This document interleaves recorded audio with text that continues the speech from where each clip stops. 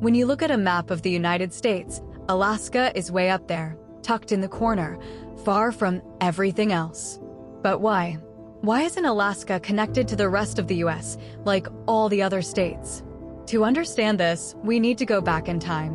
In 1867, the United States bought Alaska from the Russian Empire for $7.2 million. At the time, many Americans thought it was a bad deal, calling it Seward's folly. But the purchase more than doubled the size of the US, adding a massive chunk of land almost as big as the rest of the West Coast combined. But this land wasn't connected to the US mainland. In fact, it sat more than 500 miles away, separated by Canada's rugged wilderness and the icy waters of the Pacific.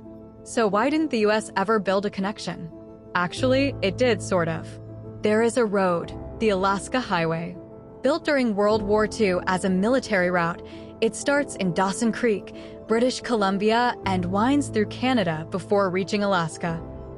It's long, remote, and passes through some of the most isolated terrain in North America. But even with that road, Alaska is still physically disconnected from the lower 48.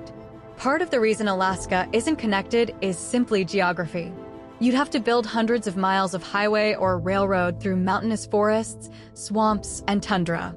The costs would be enormous, and the benefits would be limited. Alaska has a small population, and most visitors arrive by plane or cruise ship, not by car.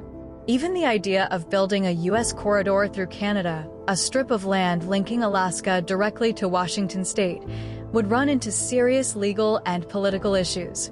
It would require Canadian approval, massive infrastructure, and years of negotiation. And frankly, it's not a priority for either country. So instead, Alaska has remained what it's always been: isolated, wild, and far from everything else. It doesn't share a land border with any US state. You have to pass through another country to drive there. And in some ways, that's what makes Alaska so unique. Being disconnected has helped shape Alaska's identity. It's a place where nature dominates, where communities are tight-knit, and where the vast open spaces make even small towns feel like outposts on the edge of the world. Air travel has done more to connect Alaska than any highway ever could. Many villages can't be reached by road at all. Instead, they rely on bush planes, boats, or snowmobiles. In fact, Alaska has more pilots per capita than any other US state by far. This isolation affects everything from the cost of groceries, to how schools operate, to how people live day to day. And while some people see that as a downside, others see it as a draw. Because for many who move to Alaska or choose to stay, the distance from the rest of the world is the point. It offers a slower pace, a deeper connection to nature, and a kind of freedom that's hard to find anywhere else in the country. So why isn't Alaska connected to the rest of the United States? Because it was never meant to be. It wasn't chosen for its convenience, it was chosen for its potential.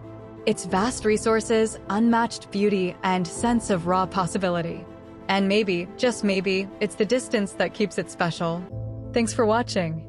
Please subscribe and let us know your thoughts in the comments. Does Alaska belong in the US?